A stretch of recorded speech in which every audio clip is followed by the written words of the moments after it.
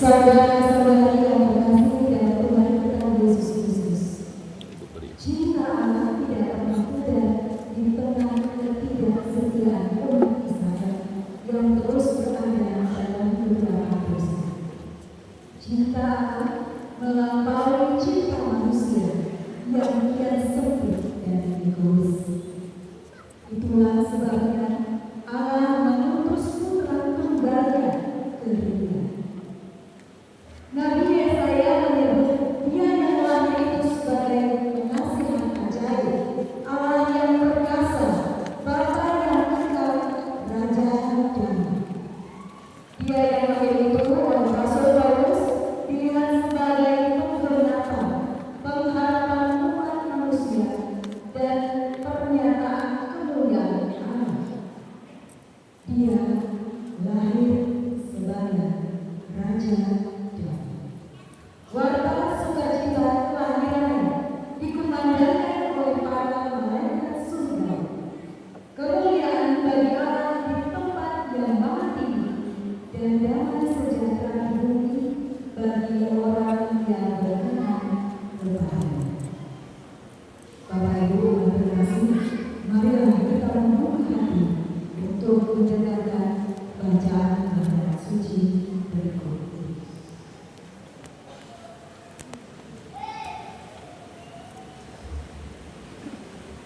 Seorang putra telah diberikan kepada kita. Bacaan dari kitab Yesaya. Bangsa yang berjalan dalam kegelapan telah melihat terang yang besar. Terang yang bersinar atas mereka yang diam di negeri kelam. Engkau, ya Tuhan, telah banyak menimbulkan sorak-sorai dan sukacita yang besar. Mereka telah bersukacita di hadapan-Mu, seperti orang bersukacita di waktu panen, seperti orang bersorak-sorai di waktu membagi-bagi kendaraan. Sebab kuk yang menekan bangsa itu dan gandaran yang di atas bahunya serta tongkat si penindas telah kupatahkan seperti pada hari kekalahan Midian. Setiap sepatu tentara yang berat-berat dan setiap langkah jubah yang berbulan darah akan menjadi umpan api. Sebab seorang anak telah lahir bagi kita, seorang putra dianugerahkan kepada kita. Lambang pemerintahan yang ada di atas daunnya, dan orang menyebut Dia penasihat ajaib, Allah yang perkasa, Bapa yang kekal, Raja damai. Besarlah kekuasaannya, dan damai sejahtera tidak akan berkesudahan di atas tahta dan di dalam kerajaannya.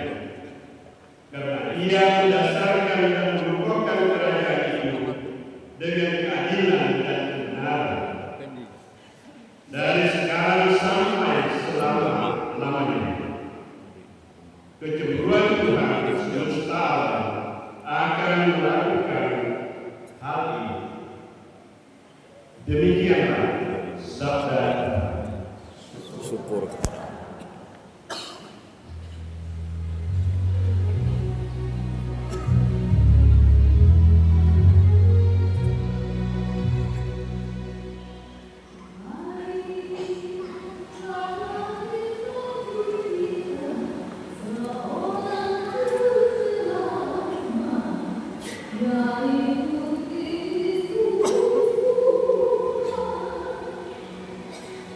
Glory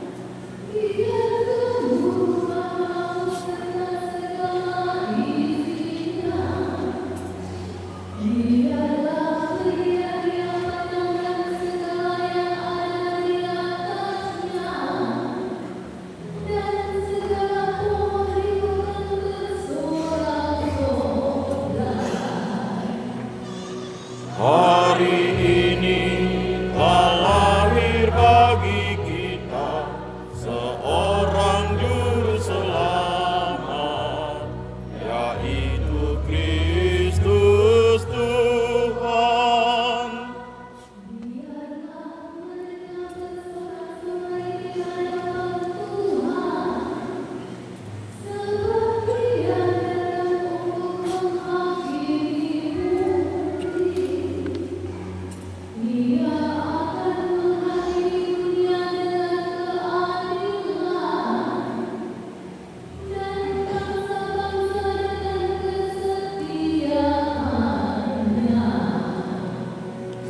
Hari ini telah lahir bagi kita seorang juru selamat, yaitu Kristus Tuhan.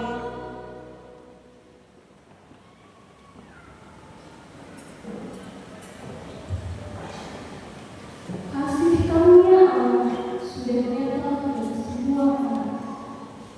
Bacaan dari surat Rasul Paulus kepada Timotius. Saudaraku terkasih, sudah nyatalah kasih karunia Allah yang menyelamatkan semua manusia. Kasih karunia itu mendidik kita agar meninggalkan kefasikan dan keinginan-keinginan duniawi, dan agar kita hidup bijaksana, adil, dan beribadah di dunia sekarang, sambil menentukan pengharapan kita yang penuh bahagia dan penyataan kemuliaan Allah yang Maha Besar dan penyelamat kita, Yesus Kristus. Ia telah menyerahkan dirinya bagi kita untuk membebaskan kita dari segala kejahatan dan untuk menguduskan kembali dirinya suatu umat miliknya sendiri yang rajin berbuat baik. Demikianlah sabda Tuhan. Syukur kepada Allah.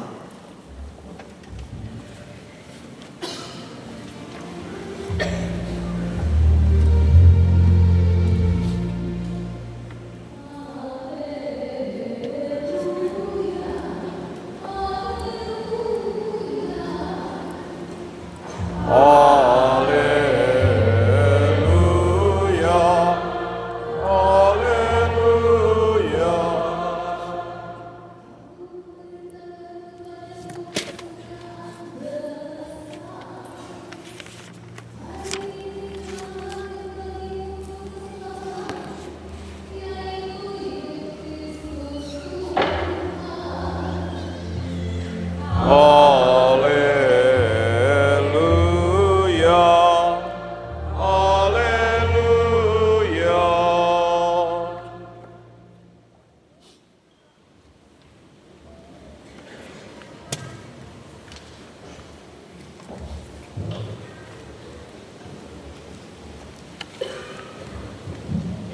Tuhan bersamamu. Dan bersama rohmu.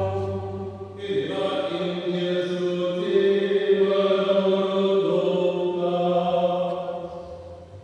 Dimuliakanlah Tuhan.